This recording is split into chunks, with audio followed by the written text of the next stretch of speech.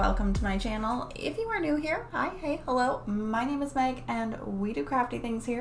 So if you like crafty things, please do consider subscribing.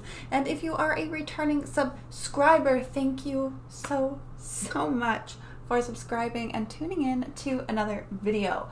So firstly, please excuse this kind of like weird pink ambient lighting going on. It's because I actually have grow lights on my plants right now and they're all literally right beside me, right off screen here. Today I am going to answer a question that I have seen in the forums, that I have seen on the comments of my videos, particularly the how long does it take to make videos, where you guys are always saying and always asking, how do I knot faster? I wish I could knot faster. Oh my gosh, she knots so fast. I wish I could do that. So today I am going to give you 10 tips to help you knot faster. Today you're going to see me working on pattern number 38427. It is a smaller starburst pattern. It's not the full like 34, 32 string, whatever it is, starburst pattern. This is a 22 string starburst pattern. So the last time I did like an alpha tips video, I think it was, I didn't mention the pattern because I didn't get far enough in it that I thought anyone would care. Turns out I was wrong and everyone was asking me in the comments what the pattern was. So that's what pattern this is if you are interested. Now, let's move on to what you're actually here for, which is the tips. How can you knot faster?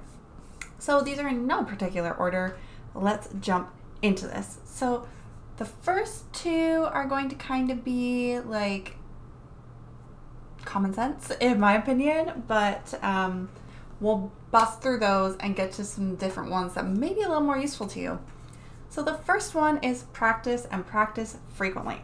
Now I know you are all sick of hearing this from me because I preach it all the time. If you want to knot fast, you have to practice.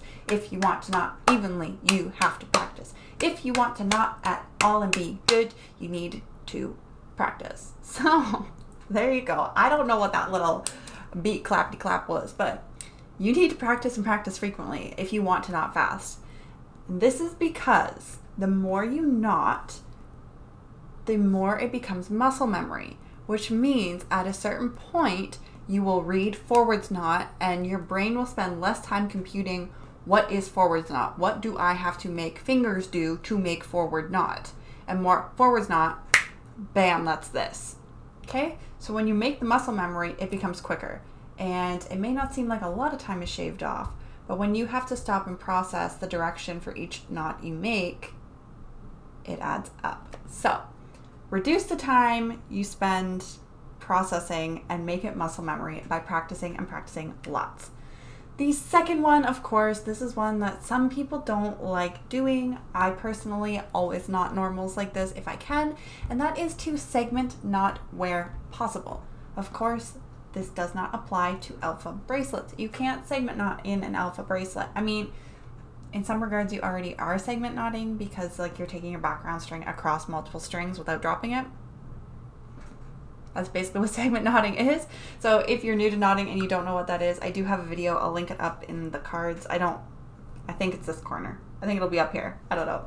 But I'll link it in the cards so you can take a look at my explanation of segment knotting. But again, it's the same sort of concept. The less time you spend dropping your strings, picking up new strings, rearranging your strings, the more time you're spending knotting, which is going to mean your bracelet is done faster. Number three is don't knot with anything on your strings. And this may seem like common sense if you're a beginning knotter. You're like, what could you possibly have on your strings? But if you're into making alphas, you know that some people like to knot with a bobbin or wrap and bunch their strings when they're knotting. Now, this is going to slow you down. Yes, you will have to add in less strings. So if you don't like the process of adding in strings, or if it's easier for you, maybe you're using a safety pin and you don't have somewhere, you're on the go, you don't have somewhere to anchor in a new string, then yeah, it may be beneficial for you to knot with a bobbin on there or use the full skein of string when you're knotting so you don't have to do those changes, but it will slow you down. And it will slow you down because you won't be able to smoothly pull your strings through the loop. And so you'll have to physically pull your hand through every time or get caught up on it every time and create a mess. The same applies for like tangles or knots at the end of your string. If you can avoid it, try and avoid it because you will knot faster. That's why in my alphas, I prefer to cut wingspan and add in more if I need it than knot with a bobbin, because knotting with a bobbin I find slow and cumbersome because you do have to open your loops more. Which brings us to the next tip. And the next tip is make smaller loops as you knot. Now this may seem kind of odd to you because if you've watched my tutorials, you'll notice that whenever I knot, I make a big 4 shape or a big sail shape, and it's really, really exaggerated. And I'm not the only one. It's a popular thing for YouTube content because it makes it visually easier for you, the viewer, to see what we're doing when we say it. To make this giant 4 shape so you can see, oh, I have this big hole, it's directed this way, and the string pulls through this way. But the reality of it is, if you guys watch any of my speed knots or anything, you'll see that I actually knot with much smaller loops and no exaggeration. I basically make a loop that's big enough to put my finger through and pull the string through. That's it. And I also make it very, very close to the pattern. As you'll see here, that is because there's less time spent pulling my knot tight, and there is less room also as a bonus to pop your knot into the like base string color, or to catch the other strings, or if you're a really, really beginner, a popular thing I see with people doing candy stripes and stuff is they will pull the knots so loosely that they'll actually come up over the bracelet and into the starting loop, which then they get confused because they're like, I don't know what's happened, and I've undone so many of those knots. It's not even funny. So make small loops close to your bracelet because there's less real estate to cover when you're pulling your strings tight, less room for errors to happen, which ultimately means less knots undone, which means bracelet faster. Right? Number 5, use a solid anchor. Now, if you're like me and you just like to knot, then more than likely at some point you have tried to attach a bracelet to like your toe or your flip-flop or your shoelace or some other ridiculous thing like the pull of your zipper. And I mean, if your goal is you just want to be able to knot and you don't have a safety pin or a clipboard or a hard surface to tape onto, then that will do the job. But if your aim is to knot quickly and get your bracelet done fast, that is not going to be the answer. Because when you tie onto something like that, like let's use a shoelace for instance, if I put this on a string, right? I wish I had a string here handy, but if I put this on a string, the string moves. It's not a solid anchor, right? So your bracelet is going to twist and turn like this while you're knotting, which obviously isn't ideal. Ideally, you would have something that's solid, like your safety pin anchored in such a way that, you know, there's a little bit of movement down here, but the whole bracelet isn't turning on you. That's really going to slow you down. And it's also going to make it hard to make even knots, which obviously even knots equal a really nice clean looking bracelet. So definitely try when you can to use a solid anchor because it's less movement. You're spending less time trying to figure out where your bracelet is and less time undoing uneven knots and more time nailing it the first time. This one is kind of, I feel like what I present on my channel kind of goes against this because I have a whole series called Knotting Dangerously on my channel where I specifically do techniques and try things that I haven't done before. And that kind of is against what I'm saying here. And even in my last How Long Does It Take to Make, I did exactly the opposite of this, but it also showed in that video. So this tip, number 6, is to use the same techniques for everything. Now, by no means am I saying don't try new things. I am not saying like if you're only doing regular alpha color changes to never try a flat alpha color change. I am saying if you need to make a bracelet and you need to make it quick, stick to your tried and true techniques. Okay? So if you do a flat alpha color change and that's what you like doing and you need to make a bracelet quickly, don't all of a sudden decide to do it with a regular alpha color change because again, it comes down to that muscle memory. Like tip 1, if it's ingrained in your memory, like a color change operates like this, you spend less time processing how to do it and more time doing it. So, you know, if you're spending less time thinking about it, guys, you're going to do it faster. Find what you're comfortable with and then just stick to it. Nail it every time. Do that every time, and when that muscle memory builds up from all the practice that you're doing from tip number 1, right guys, right? All the practice, yes. You will be quicker. You will be able to do that last minute, I got invited to a party and I need to make a something and I don't have money to go out and get a gift. Let's make a friendship bracelet gift, or I can't get to the store gift that you just need to pop off. This will help you knot faster. Anyways, number 7. Number 7 is try to knot in one session if you can. Obviously, if you're doing like a massive wall hanging or a very large like bookmark alpha, sitting down in one session is probably not feasible. Like some of those take hours and hours and hours to make. So it's probably not feasible. But where it is feasible in like a chevron or a small pattern, maybe just a 2-tone alpha, if you're able to do your bracelet all in one session, I definitely recommend it. This is because once you get going, you get a groove, like a momentum started, right? And every time you get up to get a snack, or every time you get up to, I don't know, go to the bathroom, you lose your momentum. And then you have to come back, you have to figure out where you are in your pattern, and you have to get started again, especially if you're coming back another day or hours later. You have to like warm your little fingers back up again, okay? You're spending more time getting your fingers warmed up and trying to figure out where you are. Whereas if you'd have just kept going,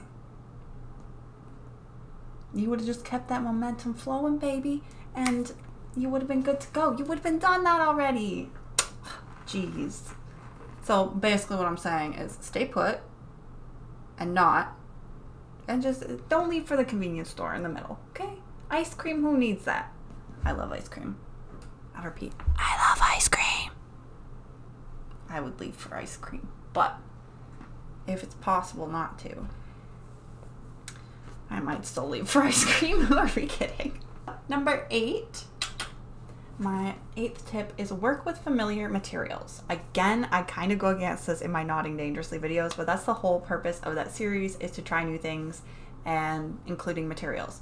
But the idea behind this is you can knot faster if you use the same kind of materials you always use. This is because if you know how your string's going to react, you can be proactive about it, or you spend less time problem solving in the long run because you've already problem solved it, right? So for instance, if you're not used to using sparkly string and you've never used it before and you're trying to make a bracelet quickly, you might not realize that sparkly string is particularly prone to aggressive fraying.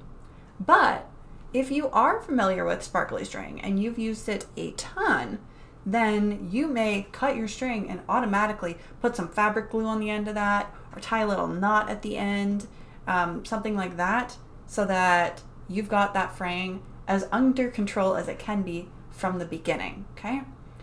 So instead of getting partway through your bracelet and then your knots like turn to the dark side, your string splits, and all of a sudden all of your knots are Death Eaters worshiping he who must not be named, you've controlled it, you know? So work with the materials that you're used to if you need to knot quickly. Obviously, try new things, experiment a bit, find what you like, but if you stick to the same things and practice the same things, you're gonna get quicker. You kind of seeing the trend here? Now, number 9, we are almost done here. Number 9 is one I feel like not everyone thinks about, but make sure you have adequate space to move your arms freely, okay?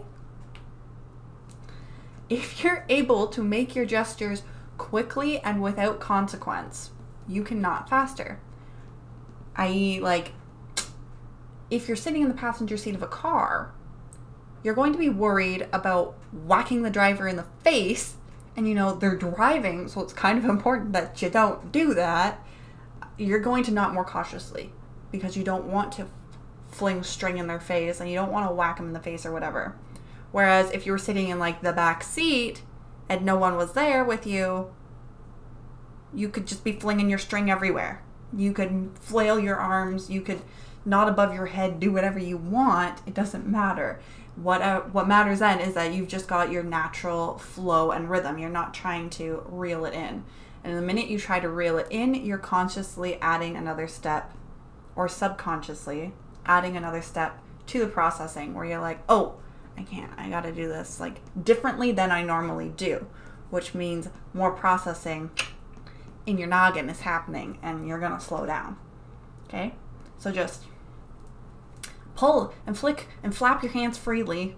Make sure you have space to do that. Okay? And then lastly, the cheesiest one of all is have fun. No, but actually have fun.